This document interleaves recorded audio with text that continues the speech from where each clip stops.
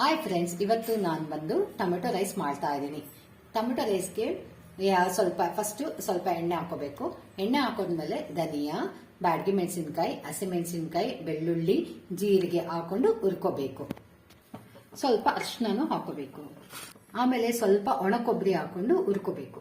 ಇವಾಗ ಹುರಿದಾದ್ಮೇಲೆ ಮಿಕ್ಸಿಗೆ ಹಾಕೊಂಡು ಪುಡಿ ಮಾಡ್ಕೋಬೇಕು. ಮಿಕ್ಸಿಗೆ ಮಸಾಲೆ ಪೇಸ್ಟ್ ರುಬ್ಬಿದಾದ್ಮೇಲೆ ಸ್ವಲ್ಪ ಎಣ್ಣೆ ಹಾಕೋಬೇಕು. ಎಣ್ಣೆ ಹಾಕಿದ್ಮೇಲೆ ಎಣ್ಣೆ ಬಿಸಿ ಆದ್ಮೇಲೆ ಬಿರಿಯಾನಿ ಎಲೆ, ಚಕ್ಕೆ ಹಾಕೋಬೇಕು. ಇವಾಗ ಈರುಳ್ಳಿ ಹಾಕೋಬೇಕು. ಈರುಳ್ಳಿ ಹಾಕೊಂಡು ಫ್ರೈ ಮಾಡಬೇಕು. ಸ್ವಲ್ಪ ಕೊತ್ತಂಬರಿ ಸೊಪ್ಪು ಹಾಕೋಬೇಕು.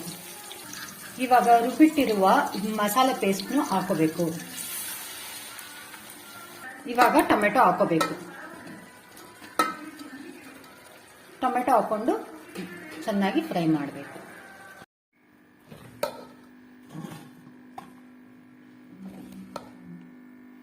ಇವಾಗ ನೀರು ಹಾಕೋಬೇಕು.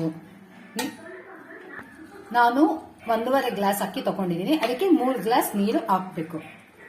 ಸ್ವಲ್ಪ ಉಪ್ಪು ಹಾಕೋಬೇಕು. ಎಷ್ಟು ರುಚಿಗೆ ತಕ್ಕಷ್ಟು ಉಪ್ಪು ಹಾಕೋಬೇಕು. ನೀರು ಬಿಸಿ ಆದ್ಮೇಲೆ ಅಕ್ಕಿ ಹಾಕೋಬೇಕು.